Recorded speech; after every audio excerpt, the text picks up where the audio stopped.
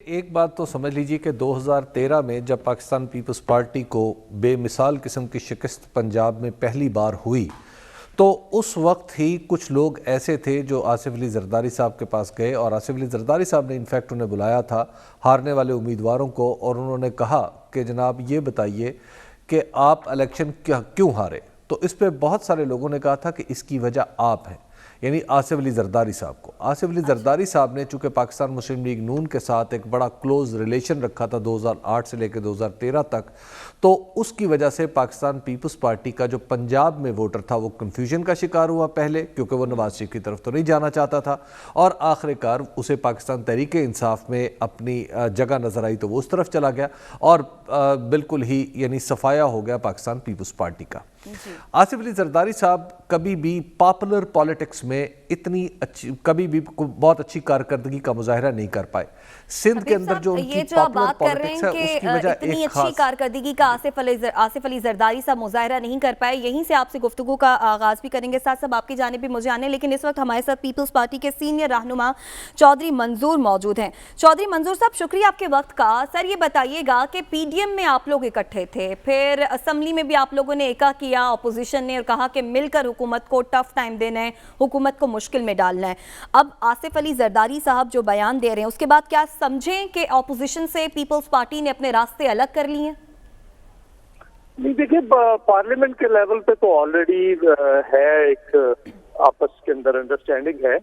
बाहर पहले भी हमने कह दिया था कि हम कोई इलेक्शन अलायंस नहीं, लेकिन नवाज शरीफ के हवाले से जिस तरह से उन्होंने बयान दिया उसके बाद जो है इस तरह मेरा ख्याल उसको उसका एक वक्ती एक रिएक्शन था, उसको रिएक्शन में समझने की जरूरत है। जो बदतमीजी हुई थी और लीडरशिप जिस तरह से खामोश रही, उन्हें इंटरवीन करना चाहिए था। इलेक्शन के अंदर हम भी तकरीरें करते रहे, हमने कोई जाती अटैक तो नहीं किया, ना को हमला किया। चौधरी मंजूर साहब, ये आपको याद होगा कि अब से पहले भी पीडीएम का जब दरार सी पड़ी, यानी कि पीपल्स पार्टी ने जब अपना रुख थोड़ा सा तब्दील किया, तो उस वक्त भी इस तरह की बात हुई कि इस्तीफों की बात हुई, तो पीपल्स पार्टी की तरफ से कहा गया कि नवाज शरीफ साहब अगर पाकिस्तान आ जाएं तो फिर वो इस्तीफे ले लें और बाकी काम कर लेते हैं। तो ये नवाज शरीफ साहब का मुल्क से बाहर रहना, ये सिर्फ एक दफ़ा अभी बात नहीं हुई, ये बात पीपल्स पार्टी इस पे एक से ज़्यादा दफ़ा एतराज़ कर चुकी है।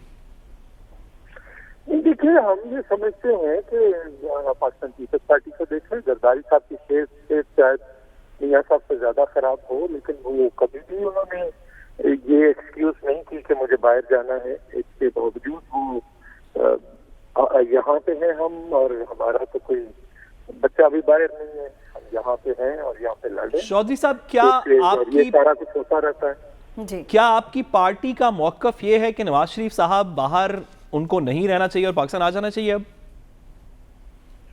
देखिए, उनका तो अपना है, वो तो वही फैसला करेंगे कि उन्होंने आना है या नहीं आना है, या क्या करना है क्या नहीं करना। उस पर हम क्या मशवरा उनको दे सकते हैं। लेकिन पॉलिटिक्स अगर करनी है, अगर इस मुल्क के अंदर वो जो बातें कर रहे हैं, तो वो तो फिर इधर रह के ही करनी पड़ेगी। ये फैसिलिटी तो जुल्फकार अली भुट्टो को भी दी गई थी कि आप दुनिया में जहाँ पे जाना चाहते हैं चले जाएं। जी हबीब साहब। चौधरी साहब, आप एक तजर्बाकार सियासी कारकुन हैं और आपके सामने इस मुल्क की सियासत रही है, आप अहम ओहदों पर भी रहे हैं। माजी में हमने देखा कि एक ख़ास अंदाज से पाकिस्तान तहरीक इंसाफ की यकायक पजीराई बढ़ने लगी लोगों में, पंजाब में भी, खैबर पख्तूनख्वा में कुछ पहले, और फिर किसी हद तक सिंध में भी। अब हम एक दफ़ा फिर दोबारा ऐसा ही फिनोमेना देख रहे हैं कि पाकिस्तान पीपल्स पार्टी को पजीराई मिल रही है। पंजाब में भी जैसे आपका दावा है कि आपको 32,000 वोट मिले, बड़ी अच्छी बात है। खैबर पख्तूनख्वा में भी कि बड़ा अच्छा जलसा यहाँ पे हुआ है, और सिंध में तो आप पहले से मौजूद ही हैं।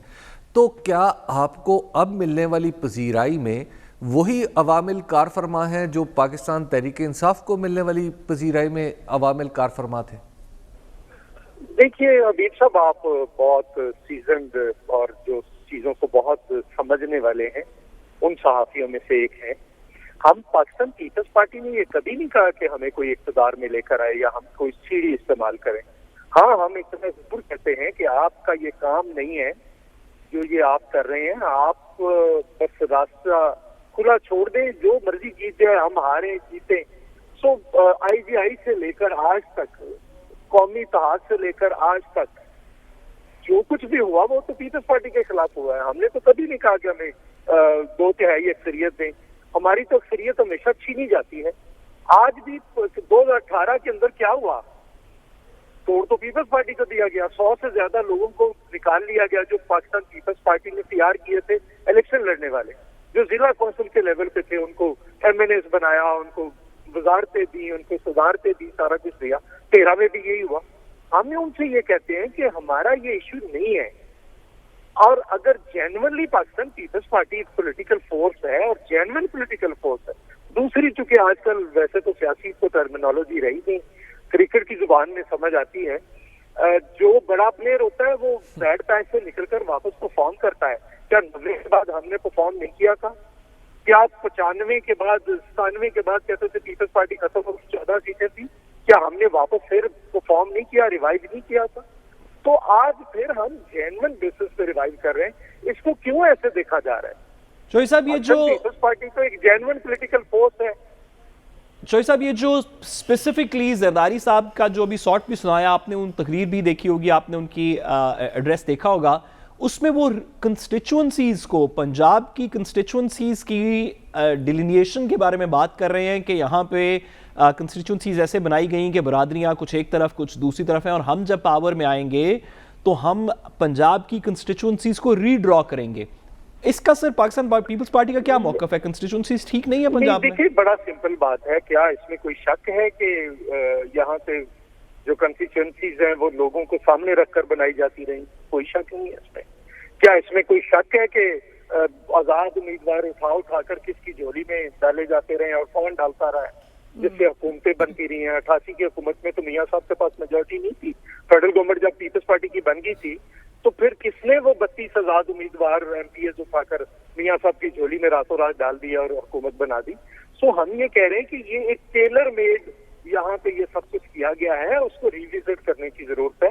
जेन्युइन बेसिस के ऊपर कॉन्स्टिट्यूएंसीज को जो एक्चुअल जो डिलिमिटेशन है उसको होना है, और चूंकि आगे डिलिमिटेशन होने जा रही है, अगर सेंसस होगी तो डिलिमिटेशन होगी, ये आईनी रिक्वायरमेंट है, तो वो उसके मुताबिक करें जो जेन्युइन चीजें हैं उसके मुताबिक। पाकिस्तान पीपल्स पार्टी बिल्कुल जायज कह रही है। सब लास्ट जी हबीब साहब, ये भी बता दीजिएगा कि अब आपने आगे बल्दियाती इलेक्शन भी शायद पंजाब में आते हैं, और बल्दियाती इलेक्शन भी आपने लड़ने हैं। ज़ाहिर है आप तो एक इलेक्टोरल प्रोसेस के बड़े मुय्यद रहे हैं और दस्तूरी प्रोसेस के बड़े मुय्यद रहे हैं। आपकी पार्टी की तरफ से एक आइडिया आया था कि हम पंजाब में तहरीक अदम-ए-एतमाद लेके आते हैं और फिर हम मरकज़ में लेके आते हैं। क्या आज भी मरकज़ में तहरीक अदम-ए-एतमाद लाने के लिए आपकी पार्टी तैयार है और मुतबादिल क़यादत भी फराहम कर सकती है? देखिए, दो चीजें ज़हन में रखें हबीब अकरम साहब। जब आप अपने किसी मुखालिफ पे अटैक करते हैं तो वहां पे करते हैं जहां पे सॉफ्ट वैली होती है, जहां पे आपको कमजोरी नजर आती है। उस वक्त जब ये पाकिस्तान पीपल्स पार्टी ने बात की थी, इत्तेहादी नाराज से चीजें इनके कंट्रोल में नहीं आ रही थी, तो उस वक्त हमने कहा कि यहाँ से शुरू करें। पंजाब की गवर्नमेंट अगर गिर जाए तो सेंटर तो ऑटोमेटिकली गिर जाएगी, ये आपसे ज्यादा कौन समझता है। तो पहले वहां पे अटैक करें, चोट मारें जहाँ पे सबसे आसान है। लेकिन वो नून लीग का अपना एक नुक्ता नजर है, वो कहते नहीं हमने इनको 5 साल देने हैं।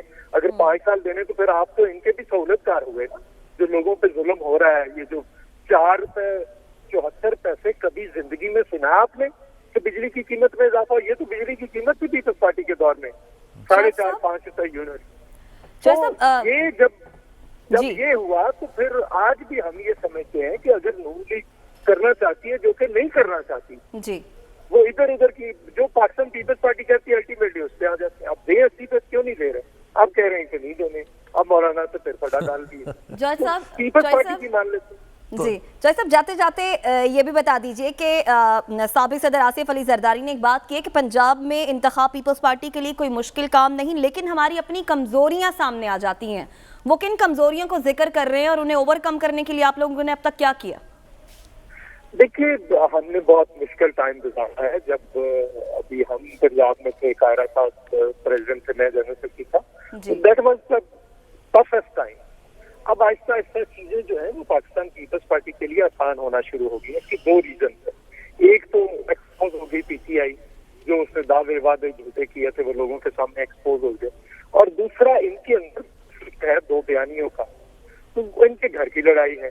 पाकिस्तान पीपल्स पार्टी के लिए आसान है कि हम अपने रास्ते सामने रखें, और तो पाकिस्तान पीपल्स पार्टी ने सिर्फ अपनी रीगेन करना है। पाकिस्तान पीपल्स पार्टी ने कोई नया काम नहीं करना, अपनी क्लासेस को अप्रोच करना है, मजदूरों को, किसानों को, नौजवानों को, तालिब इल्मों को, पिछड़े हुए तबकात को। तो पाकिस्तान पीपल्स पार्टी की बात तो अपनी जगह पे खड़ी हो। ठीक हो गया, बहुत शुक्रिया। पीपल्स पार्टी के सीनियर रहनुमा चौधरी मंजूर हमारे साथ मौजूद थे। हबीब साहब और साथ साहब, आप दोनों ने चौधरी मंजूर साहब को भी सुना। इनकी तरफ जाने से पहले हबीब साहब, आप बता रहे थे कि वजह क्या है, साबिक सदर आसिफ अली जरदारी इतने कॉन्फिडेंट में कैसे हैं? जी, तो मैं आपको अर्ज कर रहा था कि आसिफ अली जरदारी साहब ने जब से जमात की अनान संभाली है उस वक्त से वो बहुत अच्छी परफॉर्मेंस का मुजाहरा नहीं कर सके इलेक्टोरल हवाले से। आप देख लीजिए कि 2008 का जो इलेक्शन है उसके बाद 2013 और फिर 2018 में वो अपनी पार्टी को पंजाब में रजिस्टर नहीं करा सके। केपी से वो तकरीबन वो जमात जो है उसका सफाया हो चुका है। तो अब वो दोबारा बिलावल भुट्टो एक्टिव हुए हैं, तो अब हम देख रहे हैं कि उनकी जमात की कुछ पजीराई बढ़ने लगी है। आसिफ अली जरदारी साहब का कमाल ये है कि वो हमेशा पावर पॉलिटिक्स बहुत अच्छी प्ले करते हैं। पावर पॉलिटिक्स में जो वो कहते हैं वो करके दिखाते हैं। 2018 में आपको या 2017 में उन्होंने हुकूमत गिरा दी थी बलूचिस्तान की, और हालांकि वो बलूचिस्तान की हुकूमत असम्बली का हिस्सा तक नहीं थे। इसी तरह उन्होंने नवाज शरीफ को मुसीबत में मुब्तला कर दिया, पीएमएलएन का पूरा मंसूबा चौपट कर दिया इस्तीफे देने का। तो पावर पॉलिटिक्स को बहुत अच्छी तरह समझते हैं। मेरी मालूमात ये है कि आसिफ अली जरदारी साहब के हाथ में कुछ ऐसे सितारे हैं कि अगर वो चाहें तो किसी के आंचल में टांक दें और चाहें तो किसी के कंधों को रोशन कर दें। तो लिहाजा ऐसे सितारे जब किसी के हाथ में आ जाते हैं तो उसके लहजे में एतमाद भी आ जाता है और फिर उसकी पजीराई भी बढ़ने लगती है। तो लिहाजा आसिफ अली जरदारी साहब जो बात कह रहे हैं उसको गौर से सुना जाए और संजीदगी से लिया जाए। मेरा ये मशवरा पीएमएलएन के लिए है।